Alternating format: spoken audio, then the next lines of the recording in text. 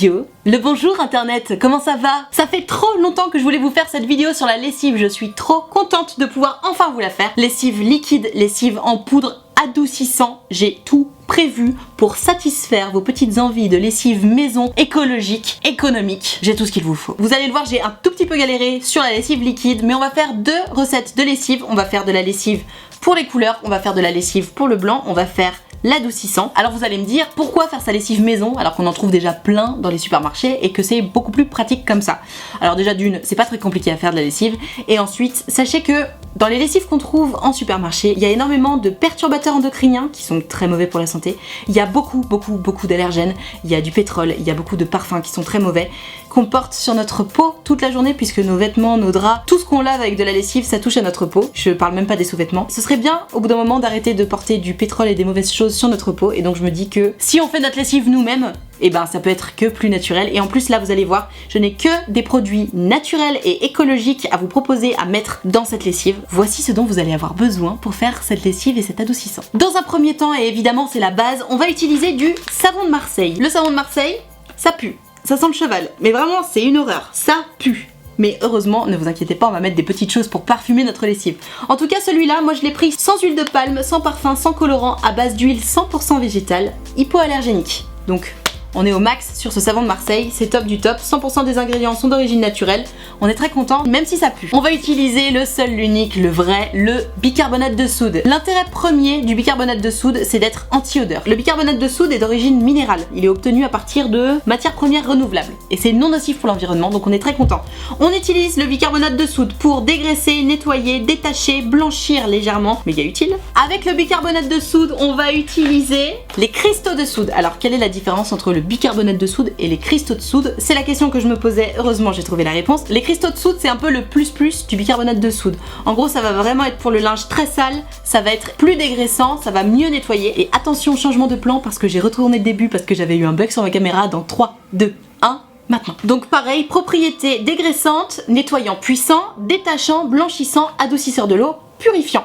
De la même façon que le bicarbonate de soude, il est d'origine minérale et non nocif pour l'environnement. Je vais donc faire deux recettes de lessive, une lessive pour la couleur, une lessive pour le blanc.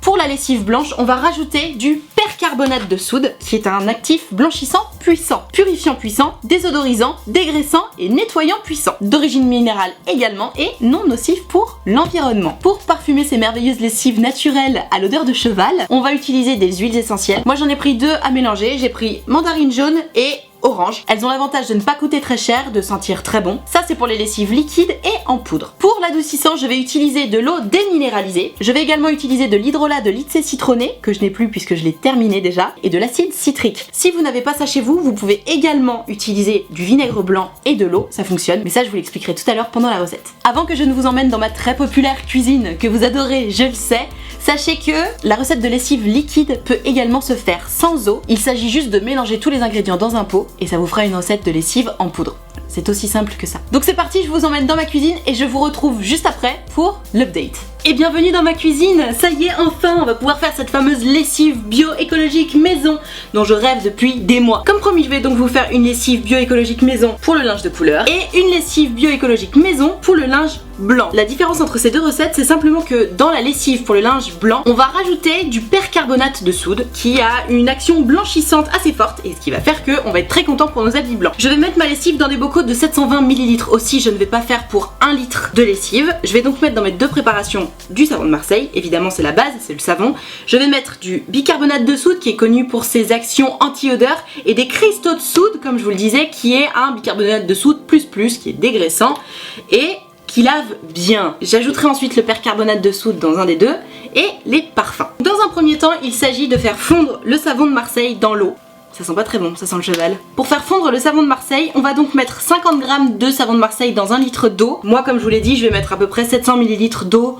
Donc vous faites le calcul, ça doit me faire à peu près 40 g de savon de Marseille. Je fais au pif comme d'habitude puisque ma balance ne fonctionne toujours pas, merci Aromazone. Donc je vais mettre à peu près ça dans chaque casserole. 700 ml d'eau dans le premier, 700 ml d'eau dans le deuxième et on met à chauffer. Donc pour l'instant c'est pas très intéressant, il y a juste des... Ah! Et ne faites pas comme moi, ne vous trompez pas de plaque. Surtout si vous avez mis du papier sur une des deux plaques. On va les mélanger. L'intérêt de faire chauffer l'eau, c'est que les copeaux de savon de Marseille vont se diluer beaucoup plus facilement dans de l'eau chaude que dans de l'eau froide. Pendant que le savon se dissout dans l'eau, on va rajouter les cristaux de soude. Donc les cristaux de soude, c'est entre 2 et 4 cuillères à soupe par litre. Donc comme moi je fais moins d'1 litre, j'ai mis 3 grosses cuillères à soupe par mélange. Comme ça au moins je suis sûre de ne pas en avoir mis trop. Et je vais également rajouter mon bicarbonate de soude. Pareil, le bicarbonate entre 2 et 4 cuillères, donc je vais en mettre 3 chacun. J'ai l'impression d'être dans Harry Potter. Ah, c'est pas beau. Dans toutes les recettes que j'ai lues, il fallait pas faire monter la température du mélange à plus de 80 degrés. Donc ça y est, j'ai mis 2 casseroles avec mes 2 mélanges. C'est pas très joli et ça sent pas très bon. Donc à partir de là, je vais mixer les 2 mélanges et je vais les laisser refroidir pendant 24 heures avant de rajouter les parfums. J'allais oublier, avant de mixer, évidemment, je vais rajouter le percarbonate de soude dans mon mélange pour la lessive blanche. Évidemment, sinon ça ne sert à rien. Le percarbonate de soude, c'est entre 1 et 3 cuillères par litre, donc je vais mettre 2 grosses cuillères dans mon mélange. 2,5. Ma mayonnaise est en train de monter, c'est très bizarre. Oula, c'est en train de prendre du volume. Oh merde, non. Non. Oh non. Oh non, je veux pas en perdre. Non. Et donc vous vous demandez, mais Nad, qu'est-ce que t'as foutu? Le percarbonate de soude, ça ne se mélange pas avec de l'eau. C'est uniquement pour de la lessive en poudre. Mais bon, pas le temps de niaiser. En attendant, je vais m'occuper de mixer ma lessive qui, elle, ne me lâche pas. Le mélange blanchit et s'épaissit. Donc je viens de mixer pendant 2 minutes comme prévu. J'ai l'impression que j'ai rajouté de l'air dedans, donc je ne sais pas si ça change quelque chose. Dans tous les cas, à partir de maintenant, je vais pouvoir laisser mon mélange refroidir pendant 24 heures, me dit la recette, et demain je pourrai rajouter les parfums. C'est parti pour la lessive en poudre. Pour faire votre lessive en poudre, en fait c'est pareil, sauf que juste on va pas faire chauffer dans l'eau, donc c'est beaucoup plus simple. Donc on va dire que ce sachet fait 500 ml. Idéalement il aurait fallu que je le mesure en le remplissant d'eau, etc. Mais j'ai la grosse flemme. Je vais raisonner en termes de doses. Donc j'ai 8 doses de savon de Marseille, entre 1 et 4 doses de bicarbonate de soude, entre 2 et 4 doses de cristaux de soude et entre 1 et 3 doses de percarbonate de soude. Ma dose ce sera la grande cuillère. Donc 8 doses de savon de Marseille, ça m'amène à ça. Entre 1 et 4 doses de bicarbonate de soude. Wouh, 3-4. Entre 2 et 4 doses de cristaux de soude, sans en foutre partout comme moi. Et là, le moment que j'ai foiré tout à l'heure, on va rajouter le percarbonate de soude. Entre 1 et 3 doses, on ferme le sachet et on mélange. On va rajouter des huiles essentielles pour que ça sente bon. J'ai de l'huile essentielle de mandarine jaune. J'ai mis 50 gouttes et je vais faire pareil avec mon autre huile essentielle. 50 gouttes d'huile essentielle d'orange. Évidemment, vous pouvez mettre plein d'autres huiles essentielles. Moi, j'ai choisi celle-là parce que je les ai vues sur internet. Apparemment, ça sentait bon. Vous pouvez mettre du palmarosa, vous pouvez mettre de la lavande, du thym, du titri. Toutes les odeurs qui vous plaisent en fait. Évidemment à ce moment là on n'a qu'une envie, c'est de sentir sa petite lessive pour voir à quel point elle sent bon. Sauf que là-dedans il y a des cristaux de soude et les cristaux de soude ça fait tourner la tête, donc évitez. Voilà, ma lessive en poudre est prête pour le linge blanc. Et vous savez quoi, je vais l'essayer dès à présent, comme ça, lors de l'update, je vais pouvoir vous dire si ça fonctionne bien sur le linge blanc. Je viens de me rendre compte que j'ai tourné toute la recette de l'adoucissant sans son, donc je suis désolée, je vais vous mettre des sous-titres, mais en tout cas c'est une réussite. Et comme vous êtes des vrais abonnés de luxe, je vais faire encore mieux, je vais vous mettre une voix off. Alors là, vous le voyez, je suis en train de verser tout mon acide citrique. Il y a 250 grammes d'acide citrique. Je le mets dans une bouteille en verre parce que récup, toi-même tu sais, zéro waste et tout. Les bouteilles en verre, ça se garde longtemps. Donc comme vous voyez, ça fait à peu près un quart de la bouteille. Je rajoute de l'hydrolat de Litse citronné. Il y en a 200 ml. Je mets ma bouteille en entier. L'avantage du Litse citronné, c'est que ça sent fort, ça sent bon. En fait, ça va être le parfum de mon adoucissant. Plutôt que de mettre de l'huile essentielle qui ne va pas se mélanger, puisque c'est une solution aqueuse, moi j'ai décidé de mettre un hydrolat qui va sentir très bon. Je mélange bien et après je rajoute de l'eau déminéralisée. C'est important parce qu'avec l'acide citrique sinon ça va faire des bulles. Et c'est important de rajouter bien jusqu'en haut de la bouteille parce qu'il faut quand même diluer un minimum l'acide citrique. Sinon ça va niquer vos fringues. Voilà, donc pareil, tu mélanges. Là je suis toute contente parce que ça sent bon. Après je goûte et j'explique que ça a le goût d'une limonade. Là j'essaie d'ajouter une goutte d'huile essentielle pour voir si ça se mélange et effectivement ça se mélange pas, donc je vous conseille de pas le faire. Voilà, c'était la recette de l'adoucissant. Allez, bisous. Bon, comme vous l'avez vu, c'était un peu compliqué, mais je n'ai pas perdu ma motivation. J'ai donc attendu 24 heures pour rajouter de l'huile essentielle dans ma lessive. Sachez que ma lessive liquide est un énorme fail. Regardez ce que ça m'a donné. Ça me donne un pot complètement décanté avec une espèce de mousse. Et si je la mélange, ça me fait un gros truc comme ça et ça se redécante immédiatement. Je suis donc terriblement déçue. Vous voyez, ça se redécante aussitôt. Dans mon autre pot, j'ai essayé du coup d'enlever l'eau qui était en dessous, mais il m'en reste toujours un petit peu. Voilà, c'est une espèce de mousse très épaisse qui ne me servira à rien. J'ai quand même essayé de rajouter les huiles essentielles, je me suis dit, oh là là, ça coule partout, c'est terrible. Je me suis dit que peut-être ça allait faire une action chimique qui allait lier le tout, évidemment pas du tout.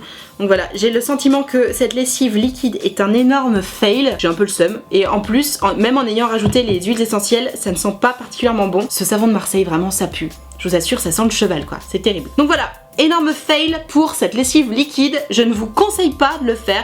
J'ai vraiment suivi à la lettre ce qu'il fallait faire et ça n'a pas fonctionné pour moi. Après peut-être que c'est normal, mais je pense que ça aurait été quand même précisé. Je vous conseille donc, si vous voulez faire de la lessive entre guillemets normale, pas forcément pour le blanc, de ne pas la faire liquide. Faites-la simplement en poudre. Vous mettez donc votre savon de Marseille, votre bicarbonate de soude, vos cristaux de soude et vos huiles essentielles dans un sachet ou dans un pot en verre, ça fonctionne, vous secouez et vous l'utilisez comme une lessive en poudre. Voilà, vous en mettez 1 ou 2 cuillères à soupe selon la taille du linge et ce sera suffisant. Et au moins vous aurez pas cette espèce de solution bizarre.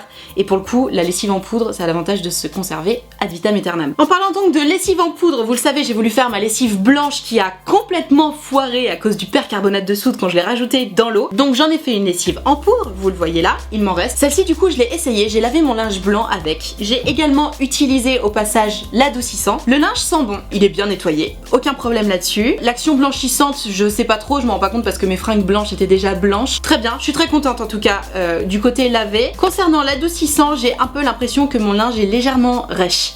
Malgré tout. Et en même temps je me dis difficile d'égaler les adoucissants industriels puisqu'ils rajoutent plein de merde dedans. Donc le linge me paraît légèrement rêche mais ça sent bon et c'est bien lavé. Donc est-ce que c'est pas ça le plus important? Au moins je sais que j'ai ma lessive écologique, biodégradable, mon adoucissant écologique, biodégradable, que les deux rendent un linge qui sent bon et qui est bien lavé. Et ça, c'est le plus important pour moi. Voilà, c'est là l'update de ma lessive maison. Je pense que je vais me refaire un pot de lessive normale, sans percarbonate de soude, dans un pot. Voilà, sauf que je vais la faire en poudre et pas liquide parce que comme vous le voyez c'est terrible. On dirait une vieille potion d'Harry Potter quoi. Ne faites pas ça chez vous hein. Ou alors si vous savez là où je me suis plantée, dites-le moi dans les commentaires parce que vraiment j'ai le seum quoi. Je ne comprends pas. Vous m'avez posé quelques questions sur Instagram, du coup je vais y répondre. Est-ce vraiment efficace et l'odeur est-elle agréable? Alors Anne, il me semble que oui c'est efficace puisque mon linge est bien nettoyé, il sent bon et les mauvaises odeurs entre guillemets sont parties. Donc là-dessus oui ça fonctionne très bien. Maintenant est-ce que l'odeur est agréable? C'est à toi de juger, c'est à toi de bien choisir tes huiles essentielles. Tu peux choisir de l'orange et de la mandarine comme moi, tu peux choisir de la lavande, tu peux choisir du thym, du titri,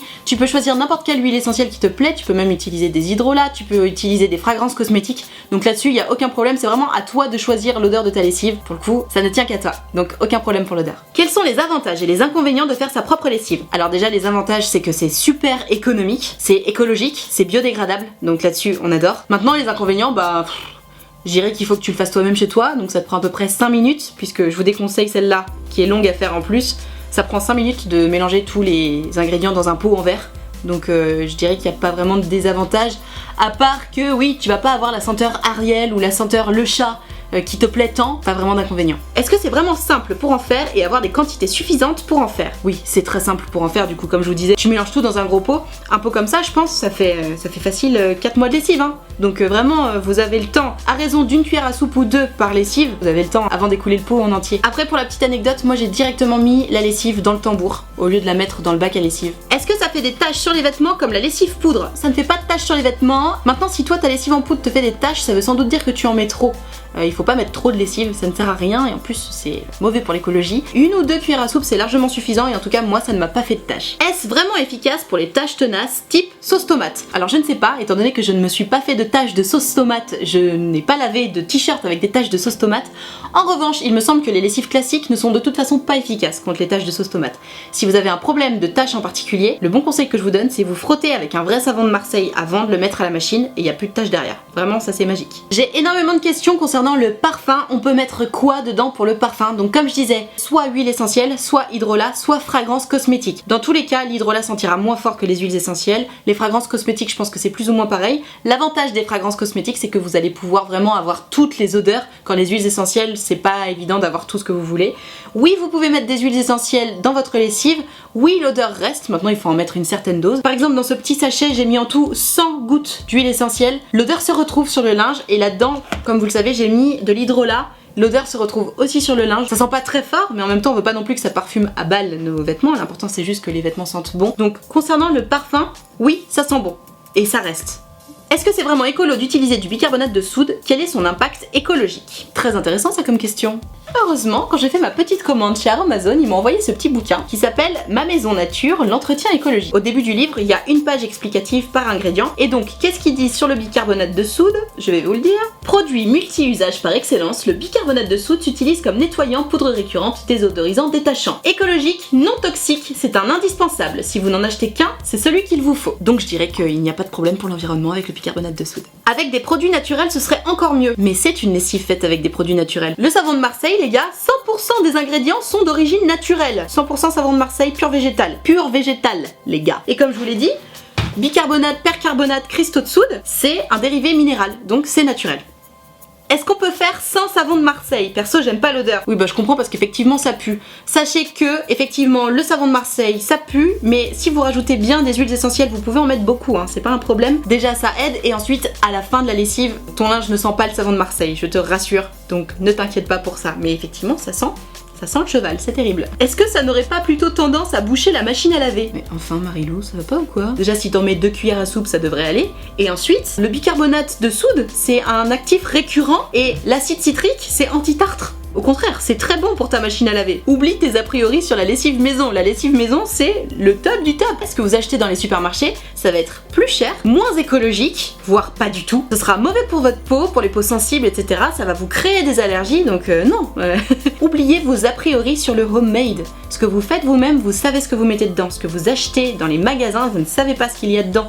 Les perturbateurs endocriniens, c'est hyper grave. Tous les parfums, le pétrole qu'ils mettent dans la lessive, vous vous rendez compte, et on le porte sur notre peau, c'est hyper important. Voilà, c'est la fin de vos questions Instagram. J'espère que j'aurai répondu de façon utile à vos questions. Écoutez, je me suis beaucoup amusée à faire cette vidéo de lessive maison, même si j'ai vraiment les boules pour cet énorme fail. J'essaierai quand même de faire une lessive avec, et puis je vous dirai sur Instagram ce que ça a donné. Après tout, il faut bien essayer quand même, ça m'ennuie de faire autant de gâchis. J'espère que cette vidéo vous aura plu, n'hésitez pas à me dire dans les commentaires si vous avez déjà votre recette de lessive maison, n'hésitez pas à me la donner dans les commentaires, à me dire si vous allez tenter, si vous avez déjà essayé, quelles sont vos expériences, ça m'intéressera. Si c'est pas encore fait, abonne-toi à cette chaîne YouTube, s'il te plaît, clique sur la cloche, ça me fera vraiment plaisir, abonne-toi, c'est hyper important. Tu peux mettre un petit pouce bleu si ça te fait plaisir, moi en tout cas ça me fera drôlement plaisir et ça m'aidera à avancer.